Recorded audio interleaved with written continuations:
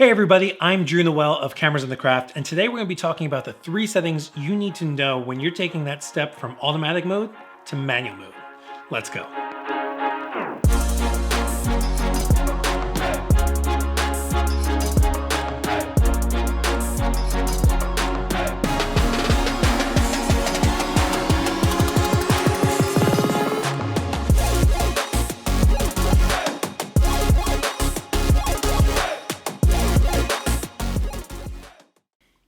So the first thing we're going to talk about today is going to be your ISO. This essentially is just how sensitive your sensor is to light coming into the camera. Back in the day when we had film, it used to be called ASA. It's the exact same thing. This setting can go from 50 to 50,000 or even higher. For now, let's keep this number set to 800. Essentially, that's a middle of the road number so we can play with our other settings more later on. One easy thing to remember about ISO is the lower the number, the lower the light comes in, and the lower the noise you're going to have in your final image. The higher the number, the higher light you get, and the higher noise you have in your final image. Let's move on to the next topic.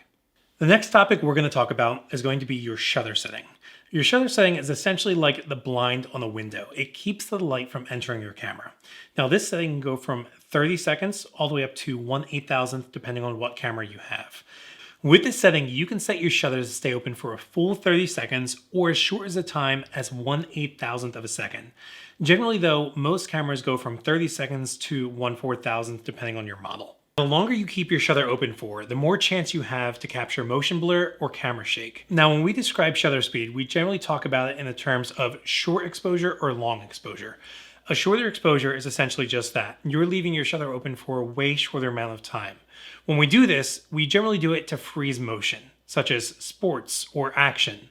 When we set a longer exposure, we're doing this either to capture motion blur, which is essentially the apparent streaking of a subject going through your frame, or we do it just because we need more light to enter the camera. Now, the longer your exposure is, the more chance you have as well for camera shake, which is just the inadvertent movement of your camera during that exposure.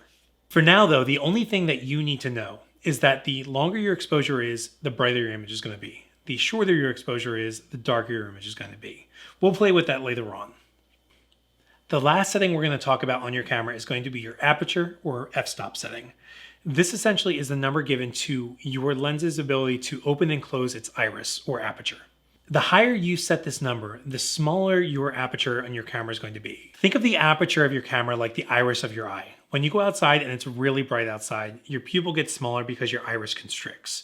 When you go inside, your pupil gets bigger because your iris retracts. Your camera needs more light to enter that camera to expose your image properly, just like your eyeball does. The aperture can also control your depth of field. Now, the lower that number is, the less is going to be in focus, but the more light you're going to have entering the camera. The higher that number is, the more is going to be in focus and the less light you're going to enter the camera. Essentially, that means you need more light to have more in focus, or less light to have less in focus. Generally, if you want a softer image with more background blur, you're going to set your aperture to a lower number or lower f-stop.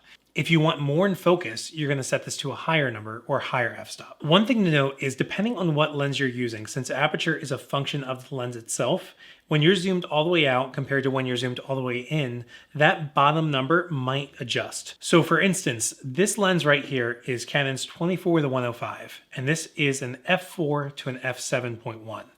Now that means that when I'm zoomed all the way out, I'll be at f4 as my lowest setting. But as I zoom in, because I'm actually sending this lens out, it's going to go from f4 to f7.1, 7.1 being my lowest setting possible.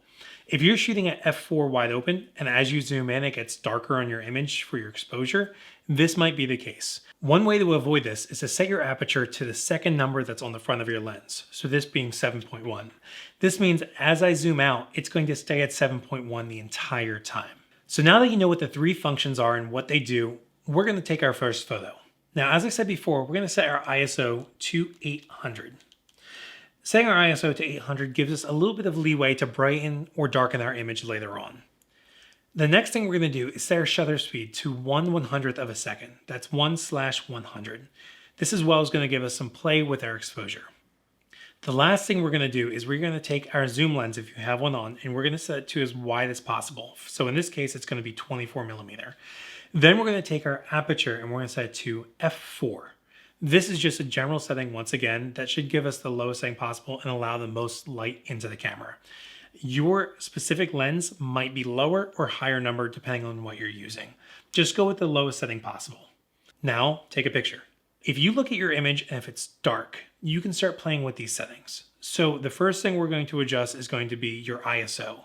If your image is dark, take your ISO and bump it up maybe to 1000 or 1200. If your image is too bright, maybe take that ISO and drop it down.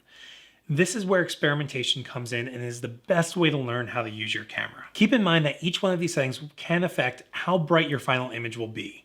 So start playing with your shutter speed, start playing with your aperture, continue playing with your ISO. The more you experiment, the more you're going to become familiar with how to adjust everything. Keep in mind, if you ever get lost, you can always go back to this baseline setting. 800 ISO, 1/100th of a second, and your lowest aperture setting, whatever that might be. From this baseline setting, you can go through and play and see how the different settings actually affect your image. So set it to your baseline, play with your shutter speed. Set it to your baseline, play with your aperture. Set it to your baseline, play with your ISO. This way you can learn how everything works in tandem with your camera. Keep in mind that this is just the very beginning of learning how to use manual mode.